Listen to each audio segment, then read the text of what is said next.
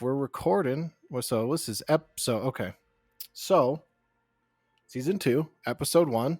I feel like we're. It's just life. I don't know if it was the end of 2022 or what, but I feel like I can't get out of this the deep end of this pool or whatever's going on. Usually the New Year feels good, man. I feel like shit on New Year. Excuse my language. I'm the same way. I don't do hot, and my wife was like kind of upset with me for not feeling good, and I'm like, I don't know what you want me to do. Let me just go to my dopamine stores that I keep in my closet and grab some dopamine for the new year. Right. So you don't mean mentally. You don't mean physically, rather. You mean mentally. Yeah. I mean, a little bit. I mean, I don't know. I've been working I always feel. Here's the thing, guys. I I vent to Doc when we do chat personally. I vent about work all the time. But when I vent about work, it's like, oh, builds didn't work. I'm working late hours. Something's going on. Blah blah blah. Doc's like, I had like 3 stroke patients and a baby die in my arms, and I'm like, how? I can't vent. I feel bad. Being like, I had a bad day at work. You know what? Everybody's allowed to vent. Everybody's day is difficult for themselves. People don't know your life. I don't know other people's life, but Right. it's like just, the day-to-day struggle. I've been having like a really hard time too. And I don't know why. It's just like, it's Seasonal. fatigue, weird hours recently, working. In fact, I worked overnight last night into this morning, slept like 3 hours, got up, and you only have like one day to get all your crap done that you have to get done. Right. And then Back I'm to work. on for like the next 4 days. So I'm like working the next 4 days after today. So This is crazy. I'm glad we're doing this now because my empathy is just going to go.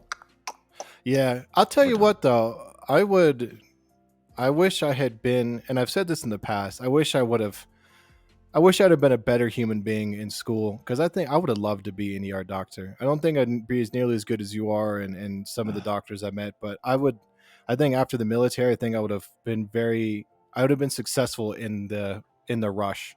I've gotten so soft these days that if I would have done that from the start, I would have kept it and probably would have went into it pretty well, but Did yeah, you see a lot of bad trauma in your time overseas? Yeah, I mean, it's hard. So like when I got home, I definitely had a couple buddies that went before me and after me. And I would say that I was in the middle between severe and nothing, guys who didn't do anything but sit in air conditioning all day. And then, Vietnam vets, I'd say I was somewhere in the middle. I was sent to Kandahar and Herat, Afghanistan, right at the beginning of the fighting season in 2000 and the end of 2010, beginning of 2011. So Right. there was a lot of stuff going on. The part that made my trauma, or I guess, chaoticness, is that my job was route clearance.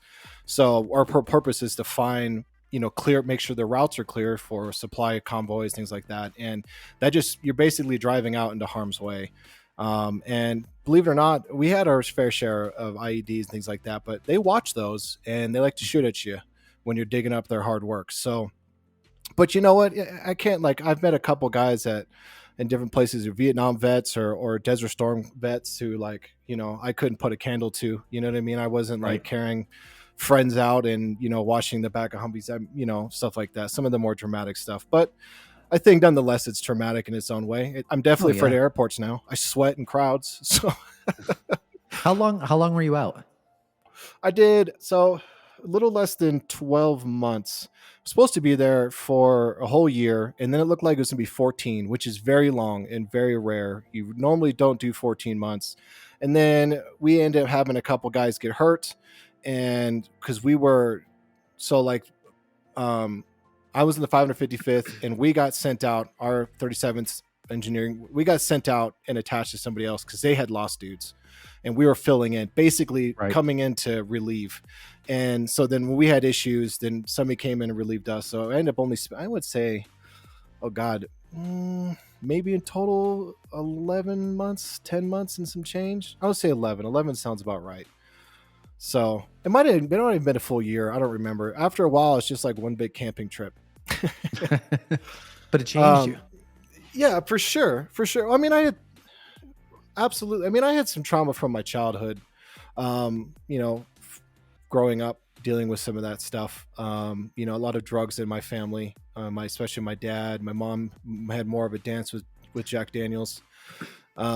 But it's so severe in some scenarios, however that may be. But the Army Yeah, it's a different type, like you I think the thing that people kind of misconstrue about PTSD, and I'm sure maybe in some cases with shell shock or World War I vets where like somebody drops a pot and all of a sudden you're digging a foxhole. It's more like you're not naive to the realities of life anymore. And because your brain has seen certain things or you've been exposed to certain things, now you're overly aware of everything. And you're always assuming the worst is going to happen all the time, Right. 24/7. And that's where like big crowds are problematic and airports and crazy and noise and, all that kind of stuff that people just kind of tune out. When you have that hypervigilance, you don't tune it out. You're absorbing it all. And people don't realize, but the brain is like a computer. It just gets overloaded. And rather than freezing, our brain gets ornery and you get Yeah. stressed and anxious. And then some guys can't handle it. Some guys like freak out and have to get out of whatever's causing it, but Right.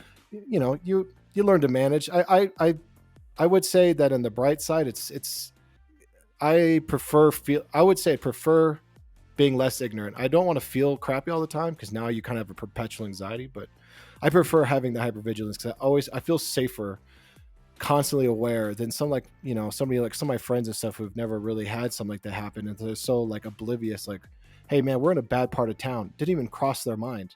To me, I'm Right. thinking there's nobody walking around. We're the only people on the street in a mile, radius.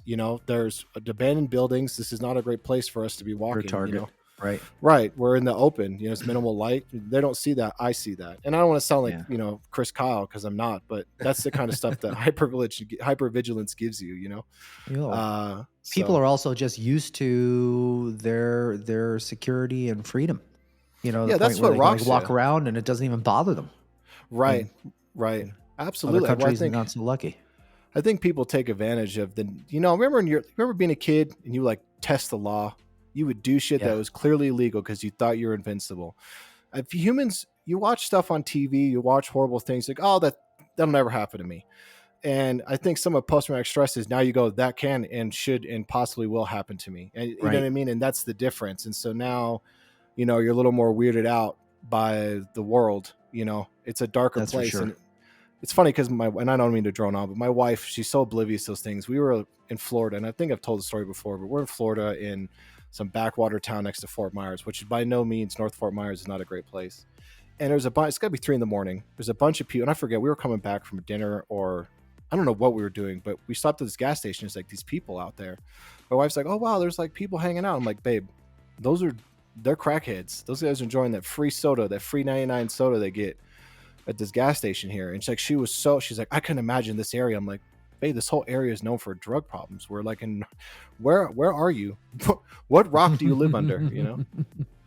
Yeah, well, I want to say something real quick to the guys. If you're a vet who's watching this, I just want to Right. say that drugs and alcohol are fun in moments, but don't use them as a consistent vice. It's okay to feel good every once in a while.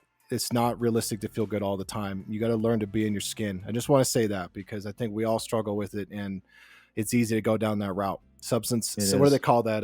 You're in the medical field. Self-medicating. It's Yeah. not great. In certain moments, Absolutely. it's sure. It's And anti-anxiety. It's like people who just want to like break away from their reality, and it's a short-term fix for a long-term problem, and right, it's there's not a day that doesn't go by in the ED that I don't get at least one person who kind of fits that bill. right, And that just goes to show how big of a problem that is right. in the world. And Yeah, there's not a lot of resources for people like that too, because unfortunately, the business of medicine says there's not a lot of money in that. At least that's the way it kind of seems, nationally, not just like where I'm at, but right. nationally. So it's just a substance use disorder is a real problem. And if it was easy to quit, no one would do it. Yeah, And it's easy. everybody starts off for a certain reason, and Yep.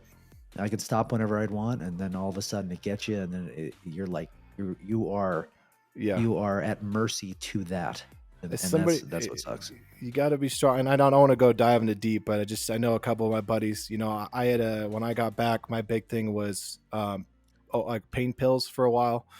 A buddy of mine, Donovan, he did mixed martial arts with me. He gave me some because he had broken his femur, Right. and he had a mass collection of them, and he sold them me for cheap because they made him nauseous. And I remember taking them and being like, "Holy cow, I don't feel bad. I feel good. Everything's fine. I can focus."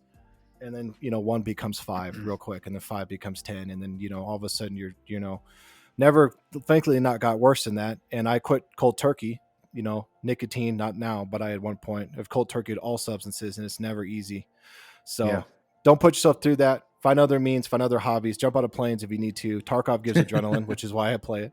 That's And why we'll we go to all play that. it, right? Yeah. It's So, just it's but like how do you get your aggressions, how do you get your frustration out on the world without going to jail? yeah, I know Tarkov is a good way for exactly. that. Well, and I don't want to poo-poo people who enjoy drinking or smoking or whatever substance you do. Just responsibly, make it far and Yeah. few, and make it, just like drinking, it should be, for certain occasions, and leave it at that. So, I've been pretty lucky, and I just do not have a there's a genetic component to addiction. okay. There's a mental component to addiction. But I've never had it's never had a grip on me. I've gambled. I've won thousands of dollars in gambling. I never felt like I can do this again, or I gotta win back what I lost, or I've never, like, I've always like, all right, listen, this is like stupid, no more. Same thing with alcohol. Like, you have a good time. Every night, the missus and I will go out to the hot tub. We'll have a little glass of rye, a little Right. glass of bourbon or something, unwind, talk about our day. Take the edge it's off. it's never been, yeah, it takes a little bit of the edge off, but it's never been something, and Right. knock on wood, it's never been something that's really gripped me. But some people, man, Oh yeah. Oh, for it's sure. hard. I mean, I would say, what's really funny is, I think, I was diagnosed with ADHD a little over a year ago, maybe. And it was so taboo to me because I'm one of the few people. So before I met my wife, I didn't believe in mental illness. I was told I had an anxiety Right. problem growing up. I just thought that's how people were. When I got back from overseas and I was angry all the time and didn't feel good, I was like, this is just how men are supposed to feel. And, you learn to live with it. And, it's interesting when you learn against that. But I was diagnosed with ADHD, and it's funny because I reflecting back on it, things like, I had some cocaine usage in my younger years. Well, some is a light way to put it, but I realized that the reason why I never was affected like my friends who would get overconfident and talk at a mile an hour and have jittery Hmm. jaw, where I felt focused, was such a huge red flag for something like ADHD, which now people are starting to realize comes from trauma. There's a diagnosis now where, because so mine is like ADHD, onset ADHD from post-traumatic stress disorder, which is basically like your brain doesn't produce dopamine for whatever reason. I mean, this is where like I'm just a Wikipedia doctor, armchair doctor, or whatever they say. Right. But so if you're having those issues, guys, please go out and talk to it. And the other advice I want to give is keep a journal. If you go to a doctor and you're getting medications, and I'm not trying to talk against doctor, if you go to a doctor medications, keep a journal, write your feelings down, because I had many of the most 75% of the medications I took made me feel ways I was not ready for. Yeah. And it's best to have that and stuff written down so you can reflect against it and then work with your doctor Absolutely. to make the right And, changes. and So, it's funny. It's like, just think about, like, you watch TV shows. I mean, you read papers. I mean, just think about how many different type of behavioral health medications, not even behavioral health, like blood pressure medicines, cholesterol medicines. There's a ton of them. It's because not everyone works for everybody the same way. So, right. if you're having reactions, it's not making you feel the way you want to feel, or it's creating an unwanted side effect. I mean, write that stuff down, talk to your doctor. Depending on the time frame, you can tell whether or not maybe it's due to the medication or maybe due to something Right. else. But it's like, don't give up on it. Not to say that medical therapy is the only way to do it. I mean, just It's a mix. therapy, just like talking to a therapist is cathartic. Right. Finding other vices in life, like Damo and I like do gaming and stuff like that. Just the way we My kind of like motorcycle. unplug, Yeah. the Ducati. Yeah. Well, yeah, make sure you know your medications, and be aware. Like, I took a drug called buspirone for a while that I swear put me on the brink of psychosis. And it was supposed to be for anti-anxiety, but all of a sudden my truck had got broken into, and I had this notion in my mind that they were going to come back and try to harm me because I stopped them at gunpoint from stealing my truck. Wow. And for like a week, I stayed every night. I would stay up to like 3 or 4 in the morning until the light would start to come out. I would sit in my office and stare out the window. It's super crazy. It freaked my wife out, so Right. much so that she like called my mom, and they hate each other. So, so just be careful about it. And another thing too is you're never going to feel euphoric on these medications. These medications aren't here to like immediately somehow fix all the problems. They are a foundation for you to then use other techniques, mental techniques to work through your stuff. And I hate to say it, but some of it's just getting tough skin. You just learn to be comfortable in your skin. You're gonna feel like shit, and that's okay. Take a Right. day, lay on the floor. I do that all the time. I don't know how many times I lay on the floor when I don't feel good. Did you do that? You told me that, I think, on the other podcast after you moved. I think you Oh just yeah, like laid on yeah, the floor and you had like yeah. a glass of whiskey and you just I like sat did. on the floor and that I was it. did. I lay on the floor. It's grounding in a weird way, you know? It's like something about the body, like when you on a hard surface and everything can just relax, the body kind of levels out. I don't explain it. Yeah. It's maybe it's like childlike in nature, but it's always been a thing for me. But and even those can be addicted too, man. The motorcycle, since I haven't been able to ride it in months, I have been absurdly depressed. Probably the most depressed I've been in a while because I've been able to get on that bike. And it in a weird way, it's its own addiction, withdrawing from a Right. machine, you know. What's your weather like right now in Colorado? Cold. It's cold. We're starting to warm up a little bit though. We had a pipe burst, so we just had a cold snap a couple weeks Ooh. ago, and yeah, In I your wasn't in here your for own that. in your own built in your Yeah, own apartment thankfully, or in the building or like how many in my people were affected? apartment. So the way my apartment works is like it's two stories. So there's like a garage, like a huge one car garage that's the length of two garages easily in length. Then the apartment or the condo sits on top of that. When you come to the front door, so here's like the garage, here's the front door. When you come in, there's like a little entryway, and then there's Right. stairs that go straight up. Right above that entryway, there was a fire suppression line that froze, and it flooded the garage, it flooded the front area, it flooded the neighbor's apartment, and nobody knew about it. The neighbors were gone, and I was gone, and the fire department's the one. They had an alert hit their system saying, "Hey, the system is dumping a lot of water, hence a fire that they're not getting signaled for." So Wow. they're the ones that came out and ended up turning it off. But yeah, I mean, it, Wow. it did a ton of damage down there. And at first I was like, oh no, like I didn't drip a line somewhere, but I can't drip a fire suppression line. That it ended up being they Yeah. found a leak in the upper window or something that's leaking in. And but Oh yeah, I mean, geez. like it soaked a couple $1,000 in Ducati parts. And I was super freaked out because I was like, oh, I don't know what renter's insurance will do for that. Thankfully, my dumbass leaves them all in the plastic, wrapped in other plastic. So when I pulled them out, everything was drier and Oh was nice. dry. Yeah, Score. we got saved. We got saved. Nothing got actual damage. The neighbors took the brunt of it, and I feel guilty. It's not my fault, but I have some weird underlying guilt that their Yeah, stuff because got. it was in your actual like enclosed space. Yeah, like You nothing I know? could do. But Yeah. they have a floor heater down there, but I guess it was broken and it's not tight. It was sucked, and I had just left, and I was freaking out by the cats. So I was like, I can't imagine being a cat, and all of a sudden you're like patink, and then just tens of thousands of gallons of water a minute are Wow. flooding out of your ceiling into yeah. How long ago was that? It's That what, the was the 10th day now. before Christmas. Oh, It happened nice. Saturday. Nice Saturday. gift. Yeah. I didn't want to. I hate traveling. My wife's family makes me. They make is a strong word. I could say no, but you're still an asshole, right? You know how Right. that works in married life, right? Yeah. And Persuasive. voluntold. Right. Yeah, and there you go. and I did not want to travel. I had my flight got delayed at 2 a.m. the first one, so I ended up going home and like got up the next morning and left. And like the day after I left, it popped. And I was like, I don't even want to be here. I was looking at flights coming back, but they were like $900. There's one on Southwest, but I wasn't gonna fucking gamble that Yeah. shit show. You're So lucky it didn't. I know Yeah. I'm thankful where it popped. If anything, the bright side is it popped in an entryway and flooded some stuff in our garage. My Ducati mat was wet, but my bike's on stands, so it never got high So enough to you're all even right. touch the tires. Yeah, everything. I That's mean, great. we really got lucky there. The poor neighbors, but they were out of town too, and apparently their damage is minuscule. But I don't know. That's I, good. we were talking earlier, and I hate to be the only one talking, guys. I'm sorry, but That's all right. last podcast we were talking about how the frustrations of how when a company doesn't come to their terms or meet their agreements, it's whatever. We just kind of take it. But if we don't meet them, all of a sudden you're litigated. You got fines. You got collectors. They had to run two industrial blowers, and industrial dehumidifier in our entryway. Right. And I'm starting to see the spike in our power bill. And I don't know if I should go to the apartment complex, who's been very lenient with us because I forgot to pay our rent the second month we were here. Oh, It you didn't never auto do that. pay. And I got a 10-day notice. I was like, oh shit. Like, I was like, yeah, I'm never late to rent, And of course, like for me, I take that personal. So like I called them and apologized, came in hand and said, I'm so sorry, But I don't know if I should email them like, hey, listen, we ran in two industrial blowers and an industrial dehumidifier for a pipe that was your fault for breaking.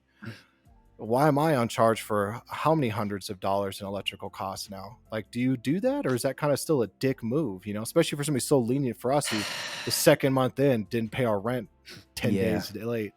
You Yeah, I know, get it. I don't know the answer to that. I've never had that problem. I mean, I've had a pipe freeze and in my old condo too, but it didn't burst. But it didn't have a big electrical bill or a lot of utilities for me. So I see your point. I mean, it's not your fault, but had it been like 11 days, it's not 11 necessarily the days. fault of them either. So it's Yeah, kind of like, yeah, but I mean, oh, do you want to put it through to insurance or no? What's that's that? right. That's the point of renting, though. It's like your job is Yeah. to take and handle all of these things. I don't get any net return. I just give you thousands of dollars a month. I guess for my concern is it wasn't a couple of days. It was like 10, 11, maybe 12 days, 24/7, two industrial Wow. blowers, industrial humidifier, because they were trying to dry everything out without having to replace everything, which Did you I get your also I electrical bill? respect.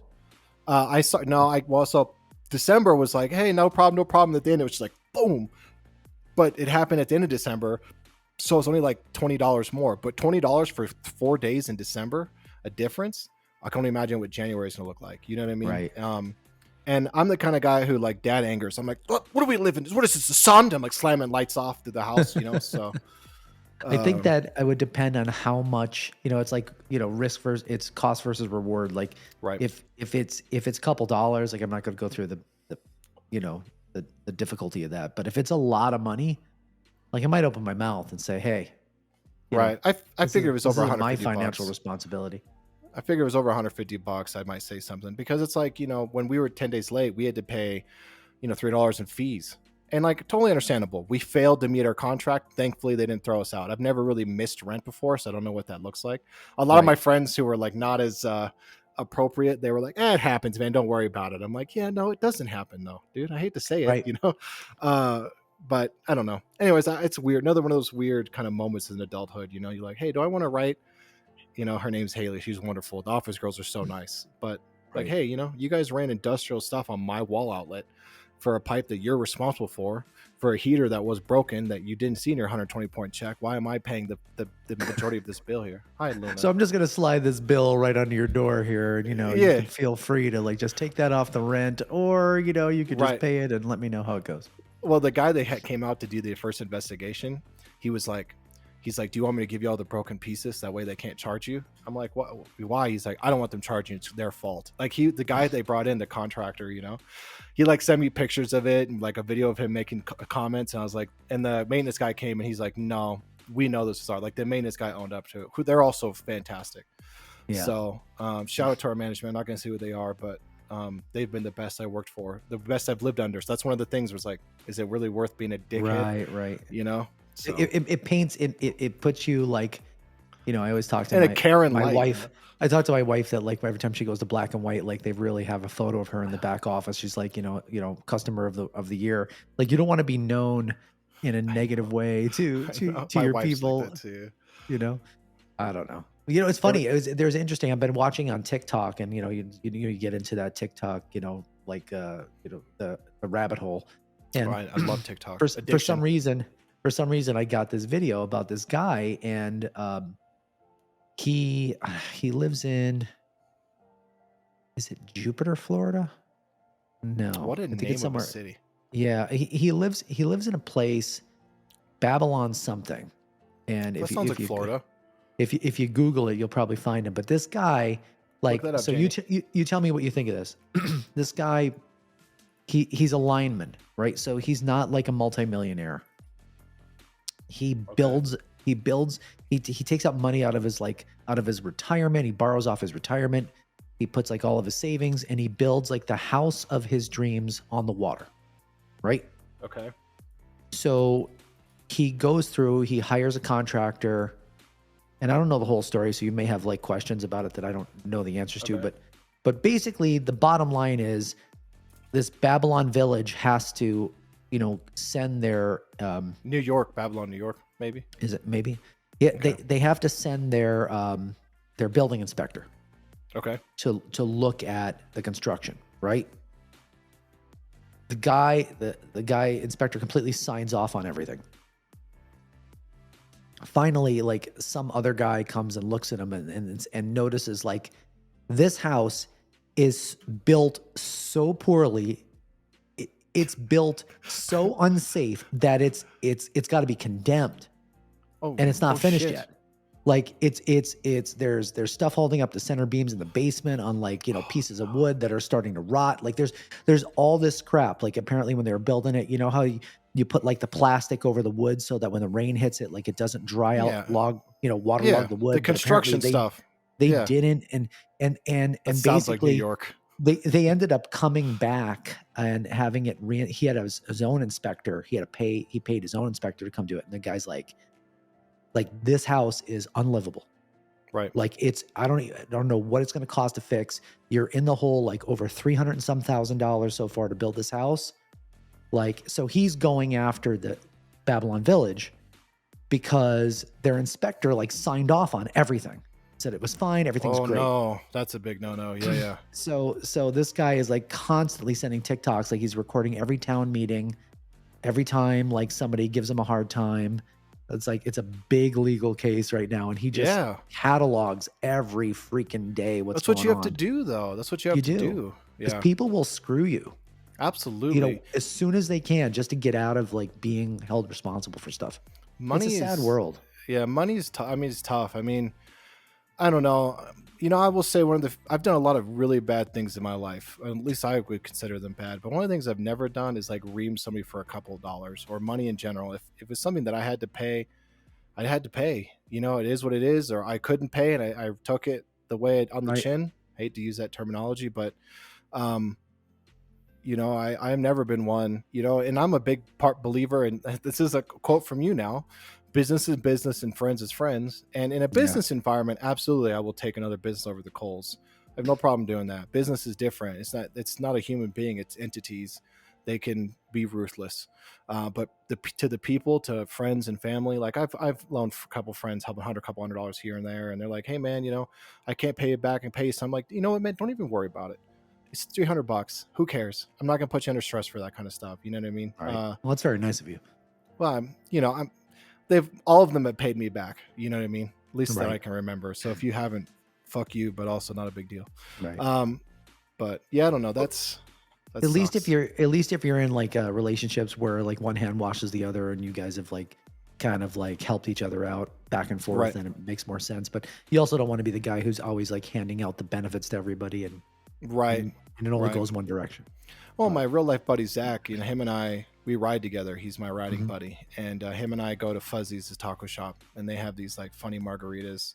We get one called the Blue Ball Rita, and it's like blueberry lime margarita with a blue Red Bull and like a shot of tequila on top. It's a great drink, right? Two of those will put you like you probably shouldn't drive anything, not even a golf cart for two of those. Right. But we always pay each other's meals. So like I'll buy the Yeah. first one, then he buys the next one, vice versa. And then like him and I have he's smoked my vapes or whatever substances, whatever, and I don't mean substance illegal, just anything, right? And he's like, you want me to get you back for that? No man, you're good. Well, when I needed help moving, that man put in 12 hours after a full There you day go. and helped me move, return the There you favor. go. So Yeah, my buddy Suvid is like that. He's one of my neighbors. He's another physician. He's like, anytime I need him, he's there.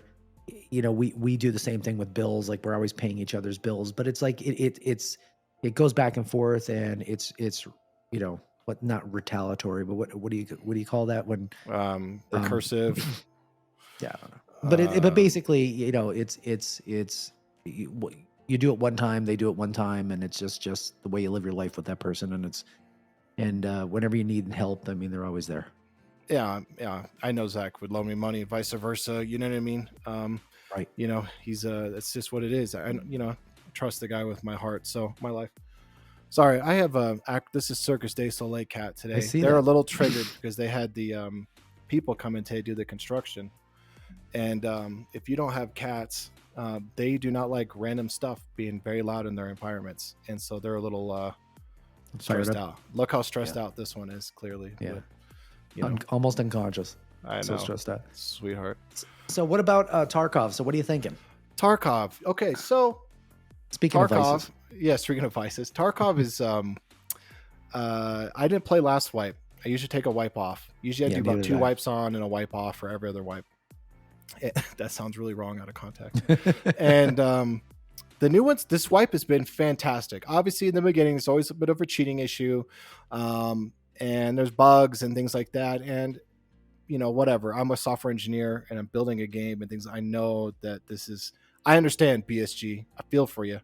Um, Even though they didn't accept my job to pay me in rubles M995, and that's I saw okay. that tweet. But they did a lot of balancing. A lot of these really elite ammos that like instant taps you to level 4 alt, 5 Alton right through your helmet. You can't even buy anymore. You have to craft them, and you can only craft so many in 16 hours. And like they've done a lot of balancing. So like a lot of the beginning grade stuff, M5, M855, and PS ammo and stuff like that, all are very valid right now in the wipe. And it's fantastic. It's the best Tarkov's ever been, in my opinion. Of course, there's some issues. Streets is not very performant, but these are all slight prices to pay for a game that I paid. I think I spent what was it, 140 for the big one? What is it? The Edge of Darkness edition or Yeah, whatever. it's Streets of Rage, but no, the Edge of Darkness. Edge of Darkness. Yeah, but I mean, I bought that 3 years ago, whenever it first came out, and I have gotten unlimited content out of it. So Tarkov's great. And again, for some of my vet friends, Tarkov has the most realistic firefights. The mechanics, the way the fire, because people do not want to die. And when you get shot, you can't, it's not like Call of Duty where your screen just turns red. Like you have injuries, you could bleed out, all sorts of stuff. And so people cower, they hide, everything you would do in real life if you're getting shot at. Obviously, people are more ballsy because it's not their actual life, but it's their gear. And so that game has got great. That's got a great adrenaline. I love Tarkov for the adrenaline.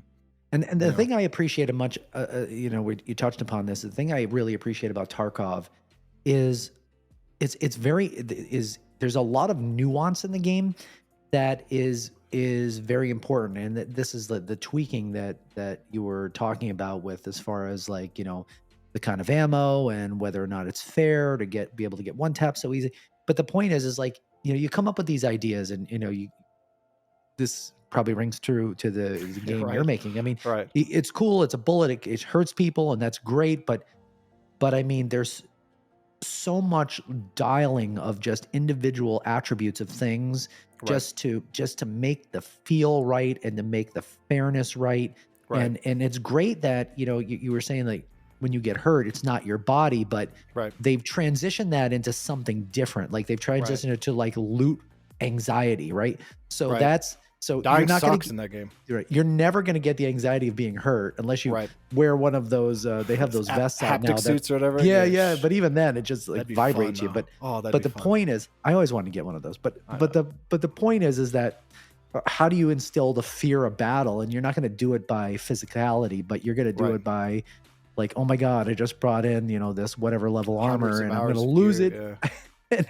And you're literally running for your life because you just don't want somebody to take your crap that you work so hard for. That's ingenious, and it's a small thing, but it's important. Well, I mean, it leads ways for other things. So like, one of the biggest issues I hate Army vets or Marine vets, especially Marines, talking about shit about you guys. They're always like, I'm going to use these tactics I've learned in my training. I'm going to use it in a video game. It never works because people don't have the same fear that a lot of these tactics rely on. One I preach the most in competitive games is different. Competitive shooters, people don't want to die because you're playing a competitive tournament, right? Same aspect. There has to be a fear of loss.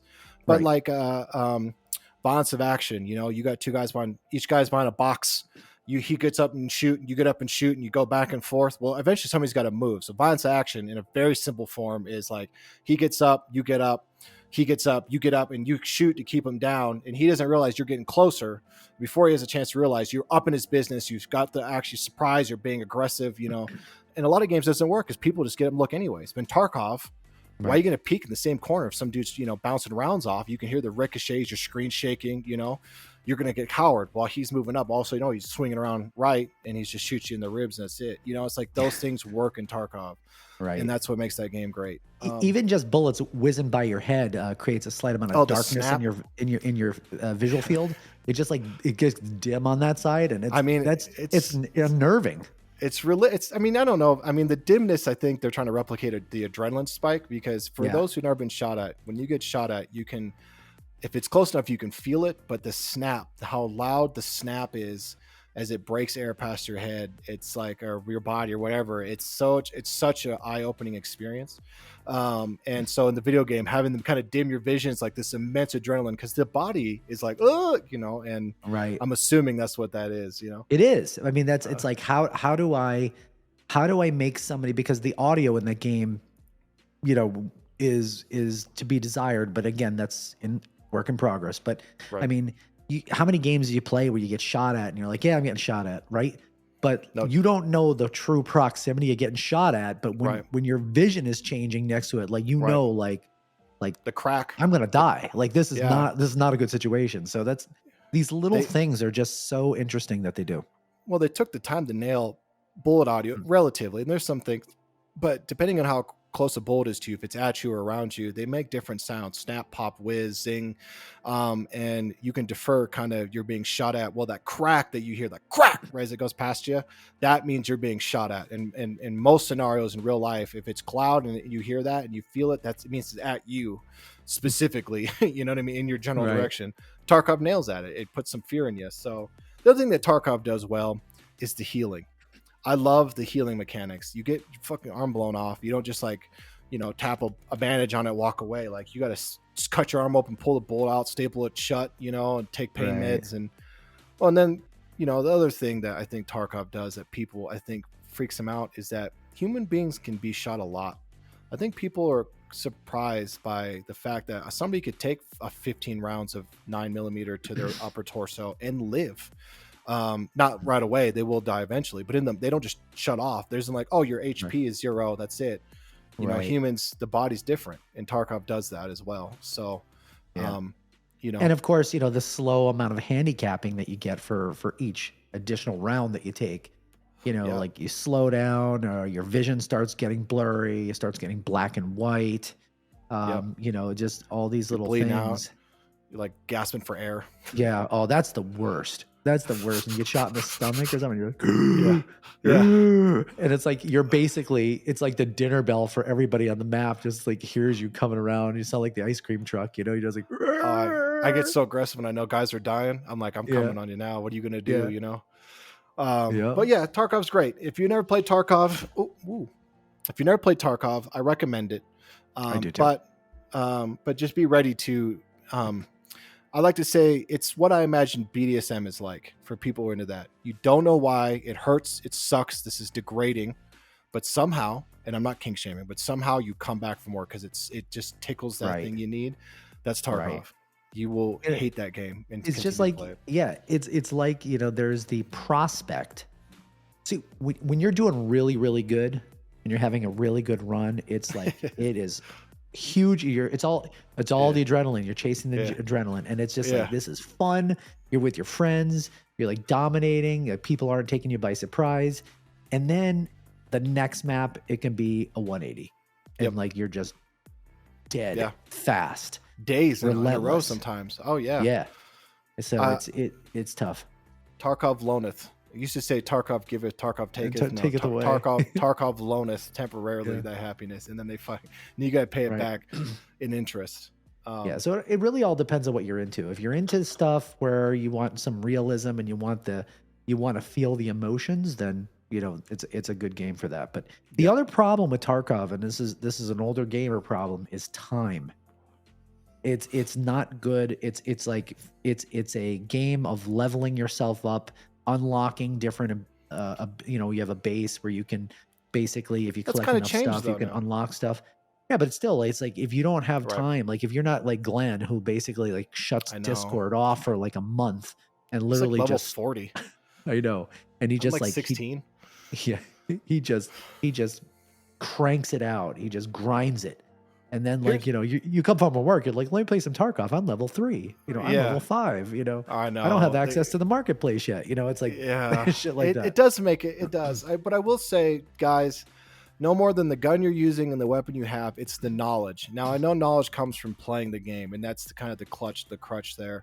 But Right. I have killed so many people in Tarkov because I knew the scenario, the situation. I read the map better, whatever, and that's how I came out. And I've been killed by guys who just outplayed me Right. significantly, who had crappier guns. So just be open minded and have a good Yeah. time. It's a fun game. I recommend it. BSG is a good company. People they get a lot of hate, but I can't think of a game company today that gives you this much consistent content and change every wipe for the same price you paid 3 years ago. Like you don't hear that's Yeah. unheard of in today's This climate. this is the way that beta testing should be. And Yes, obviously not everybody's going to do it this perfectly, but I mean, the main focus of the patches appear to be fine tuning and gameplay and some performance enhancements versus right. so many other games that are like adding skins, adding maps, adding more, stuff that you can buy to just kind of further development.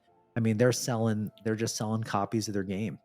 Yeah, And shirts. You can buy some gear if you want, but who cares? And right. I'm not talking in game. I'm talking real life. You can buy a USEC mug or whatever. They make great Christmas gifts, but yeah, Tarkov is off the sales of their game for the most part, and they continue to give you whole new experiences. Right. So that's worth the money itself right there. They But yeah, don't make anything else, do they? no. So Tarkov actually used to be another company. They made a web game called the PMC Wars, and then you can actually see some of the assets in Tarkov that were revitalized from Oh, that really? web browser game. Yeah, and then they made Tarkov, and so no, they don't think they do anything else. They're going to make Arena, which will be an different game. Arena will be a separate game, which I'm excited for because they'll have some integrations into Tarkov, like your gear and your character and stuff like that. But no, but I can't imagine. I mean, the EOD edition is $140 or 130 or whatever, and you think that most of the players are playing with that, or more than half are playing with that version. You're talking Right. a million copies of that. That's a lot of money. So, That's a lot of money. and I hate this. They're Russian, but they're the good kind. So, Yeah. and most Russians are, to be honest. Let's be honest. Those guys aren't choosing that conflict. Right. But yeah, Tarkov, great. Everybody's addicted to it. Everybody's playing it. I'm trying to get Dak to play, but he's like, no, I just want to play Monster Hunter, and I'm, You've been I playing that digress. with him too, right? I have. I like the game, but I love you, Dak, but a couple hours of it, and then that's it for me. I mean, I enjoy the rush of like fighting the hard monsters, and honestly, I was weirdly good at it, which is also kind of feels good because Yeah. I'm usually not good at those kind of games. But it's a good game. It's not. I'm not a Asian game connoisseur. I don't play those neither. kind of. They're not my cup of tea, and this game is very Asian. I know. And and it's fun in the moment, and like I do it because Dak is like a little brother to me, and I would say I say 50% of the reason I play is because he loves it, and I like playing with him. But the other Yeah. half is I like the fighting, and it's fun, and it's cool to swing a big sword around and gut monsters. But it's a good Right. game. I recommend was- it for people. I was talking to him about that. I was doing some emails and I just hopped on Discord in case anybody was there. And Dad came on and he was playing. And I'm like, this is a very Asian game. And he was like, why? What do you mean? I'm like, I don't know. There's a little Dak- cartoon cat following you around, first of all. Your You Palico, got armor yeah. on the cat. Your swords are bigger than you. Yeah. Oh, it's super Asian. All the girls are wearing like different. Yeah, it's I They all mean look like the Sailor game. Moon. Yeah, they're like it's Japanese. It's from Japan, and it's Yeah. got a lot of their like and they made that game for the Japanese people.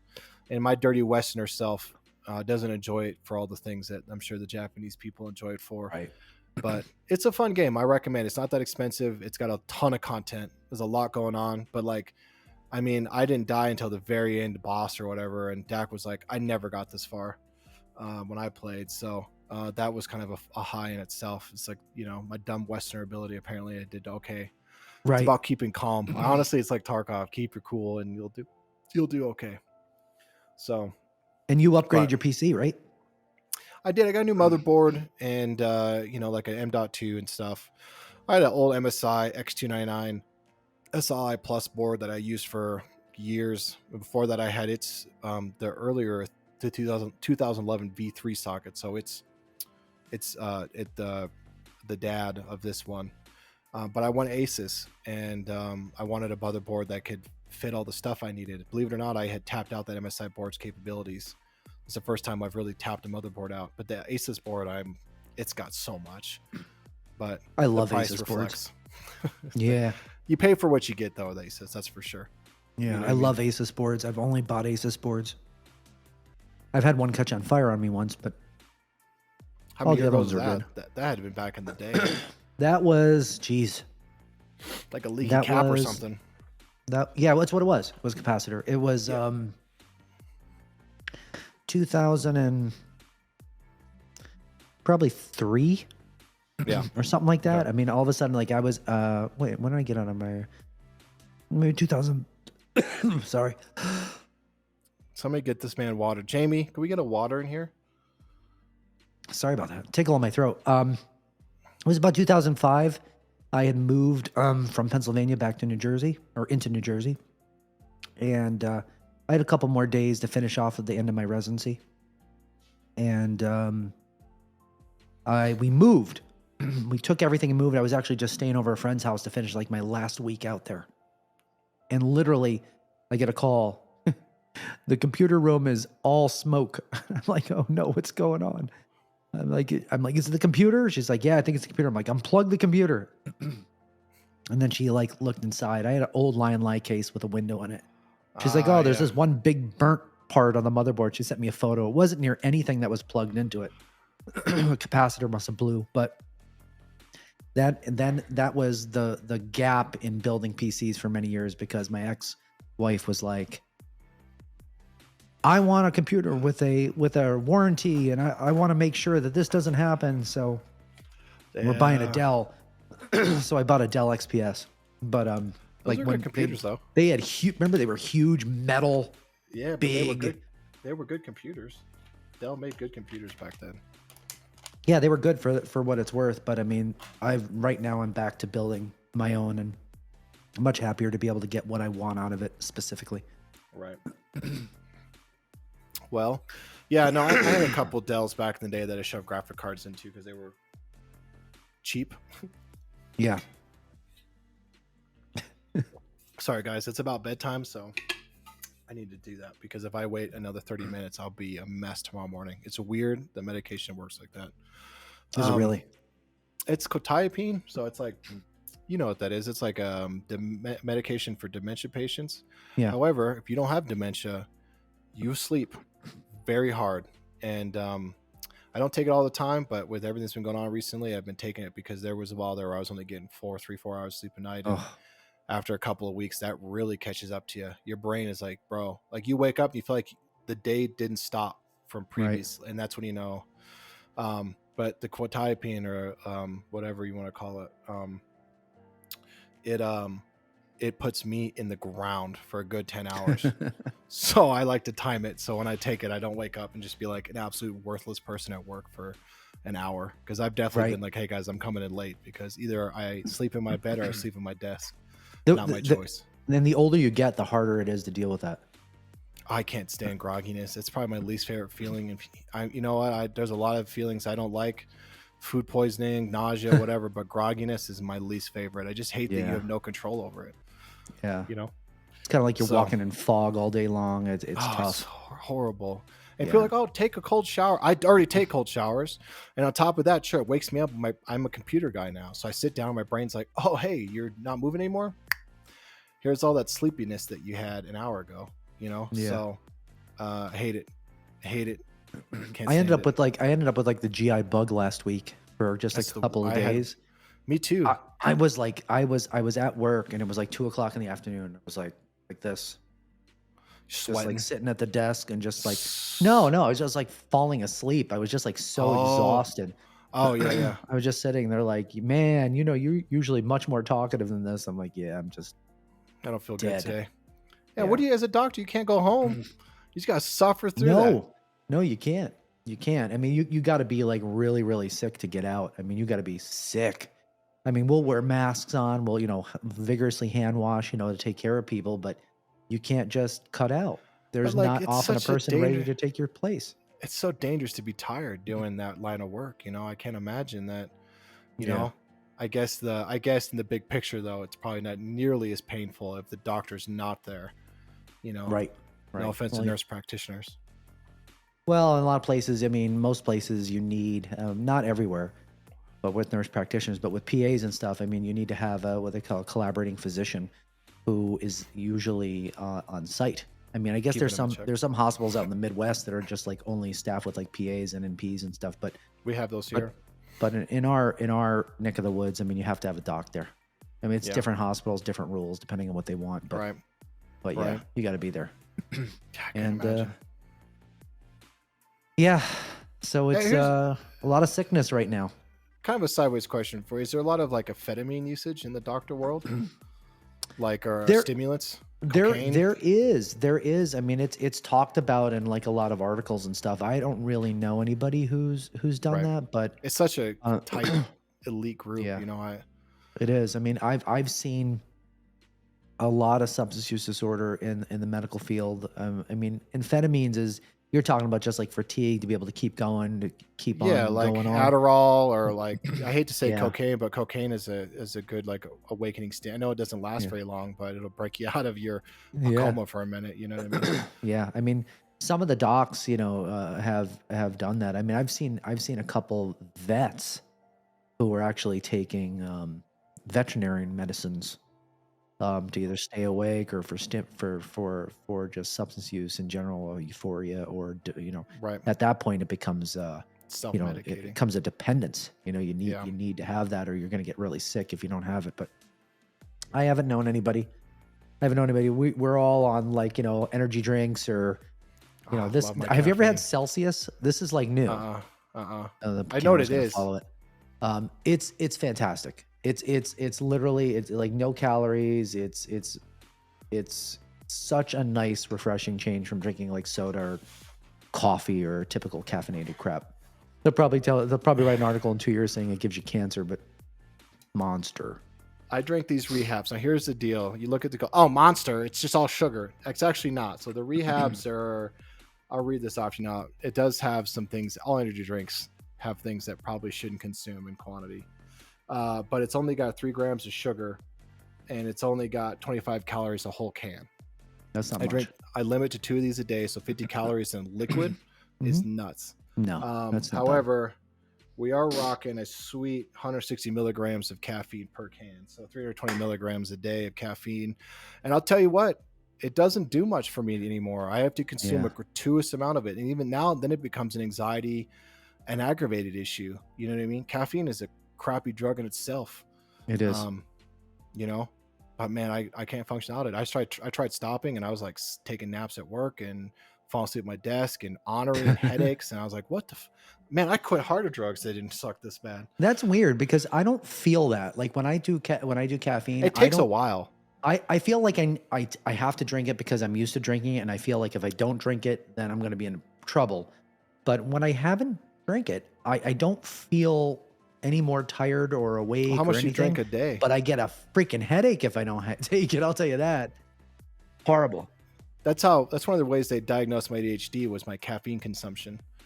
He's like, how much caffeine do you drink? Well, I try to regulate to 2, but I can easily drink up to 500-600 milligrams of caffeine a day. And he's like, holy doctor, I had Dr. Brickle. He's an older gentleman, so I think that's a lot of caffeine in his world. But in the the Gen X millennial world, that's not that much. But it's only a lot if it's IV. Yeah, and so he was like, that's so much caffeine. He's like, that's horrible. And then, but now they give me amphetamines, which I hate taking those too. I hate those. Yeah. I try not to take those if I can help it. That should They wake don't you do up. anything for. No, they don't. No. When I first got Adderall, I was like, here we go. Cause like, I mean, I played with it a little bit in my younger years. And back then I was like, this is a horrible, just sucks. Doesn't do anything. My friends are like, I've been up for 17 hours. I'm like, what? Anyways, I got prescribed it. I took the extended release, and I took a nap. And I remember being like, was this supposed to keep me awake? And the doctor's like, that's how we know it's good for you. Or that's not good for you, but that's how we know that you're somebody who should take it because you're not feeling wired on it. I'm like, yeah, this didn't do anything. So I'm taking it. What type of stimulant is this? They just give you more, which is scary. Right. Increase the dose. Which come on, there's gotta be a better solution. But yeah, no, I asked that because I mean, I can't imagine 14-hour shifts. I mean, we did anything to stay awake when we had like guard duty or whatever. Pinch each other, rub coffee in your eyes, whatever.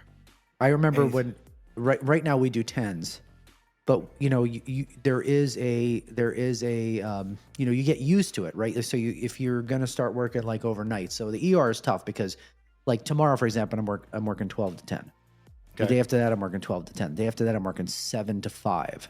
Okay. So I'll get home at 10. I'll get about at 11. I got to get up at like 6 o'clock the next morning, go back in. Like yesterday, I worked 9 at night till 7 in the morning. So, that messes with your sleep wake cycle all the time. And when you're first doing that, like that's like until your body is somewhat more habituated to that, it is really, really difficult. Imagine. And I Yeah. remember when my residency, I would get a plastic tray and I would just put Mountain Dews on it, just like 4 Mountain Dew bottles, like, right. And I just like go in for my night shift. You're asking for gout. I drank so much Mountain Dew that I actually used to go into arrhythmias from all the stimulant. So I would actually put EKG leads on me and a portable monitor, and I'd put it in my pocket, and there'd be all the patients like on the main screen with all their heart rates, and I'd be the last one in the corner, and I'd be like running around seeing how many times I was going into like weird ventricular, extra ectopy. When are illegal stimulants not that bad? I mean, holy moly. Well, anything in mass is bad. I mean, for overdoses, right? Right. What's one of the worst overdoses? Tylenol.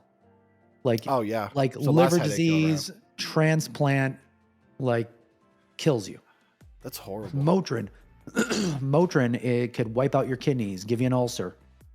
I mean, so like everything, just because it's not prescription doesn't mean it's not good for you. I mean, anything in anything in significant amounts is just horrific.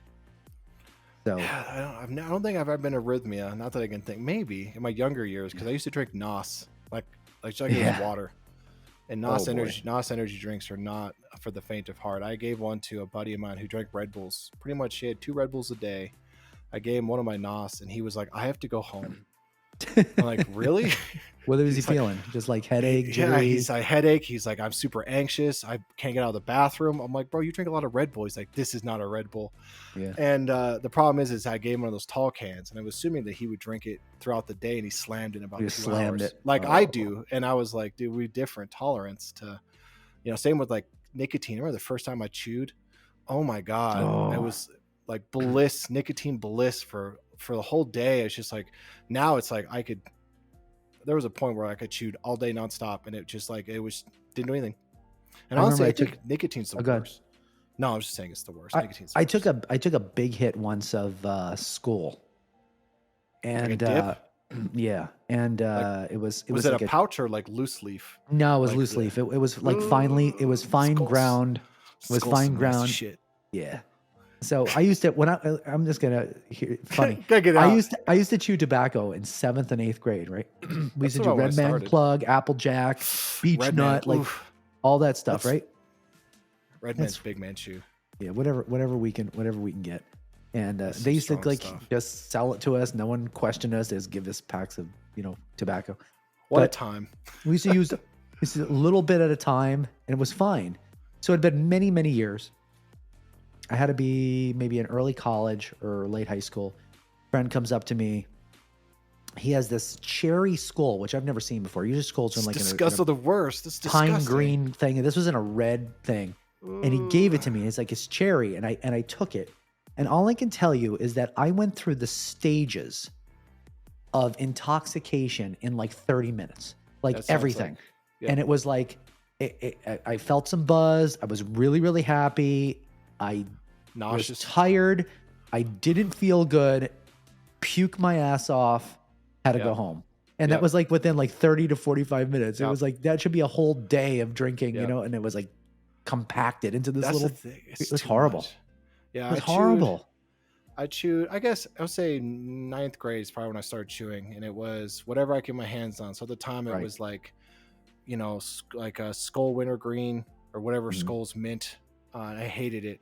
And then when I was old enough to buy, so 18 back then, because it's 21 here in Colorado now. Right.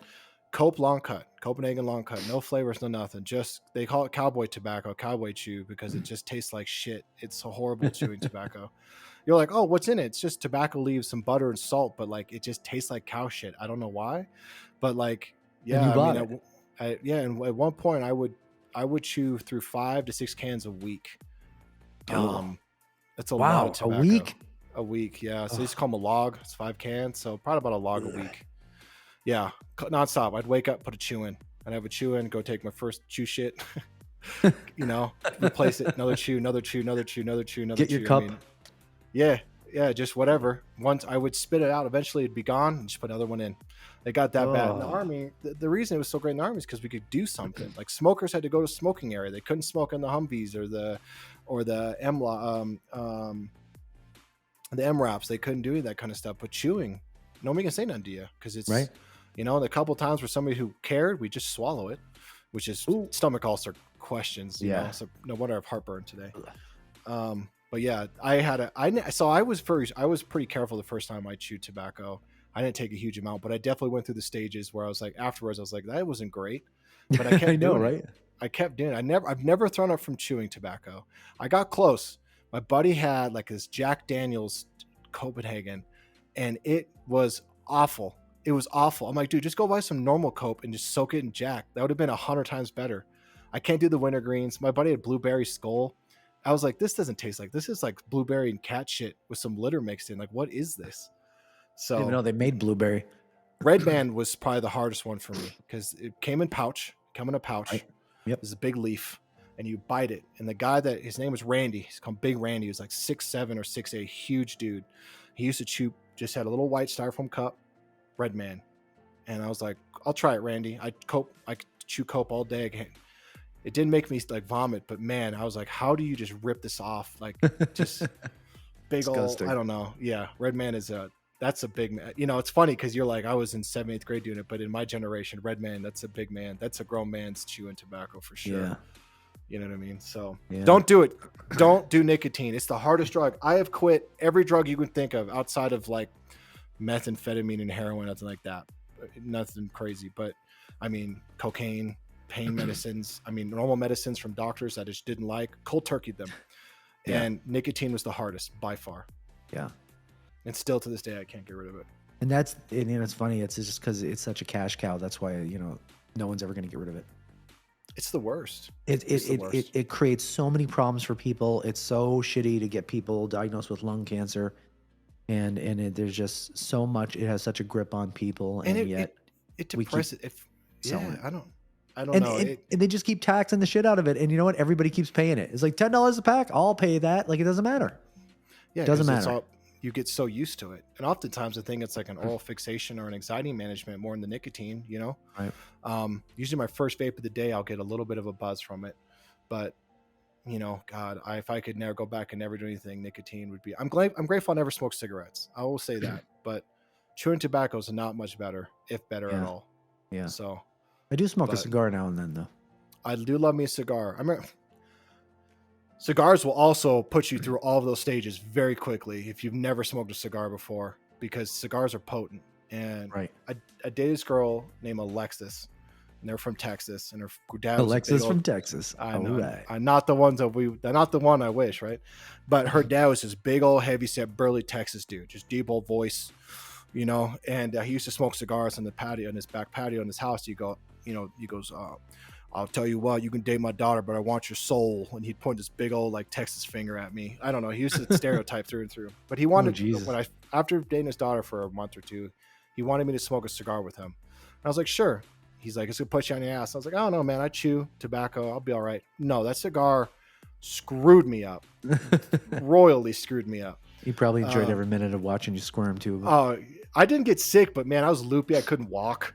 You know what I mean? Like, I wasn't chewing enough to compete with the cigar that man had. As a connoisseur, he probably gave me something super strong and dark at the time, and I was Robusto. Yeah, it was. Yeah. I smoked the whole thing too, long one, the whole thing down. It's like your forearm. I did too. I was so dumb. Oh my god, I was so dumb. That's the only time I think that man let me spend the night, because I was too stupid to do anything. And you were in Texas at the time? No, they had lived here. They had moved here. Okay. They were just from Texas. Yeah. Pageant queens, her and her mother, pageant queens, that kind of stereotype. Yeah. I had it for that girl so bad. If you're listening, Alexis, fuck you for the pain you put me through in my younger years. Anyways, I'm gonna lose one subscriber. I know, right? Boink. Anyways, cigars are All right, great though. man.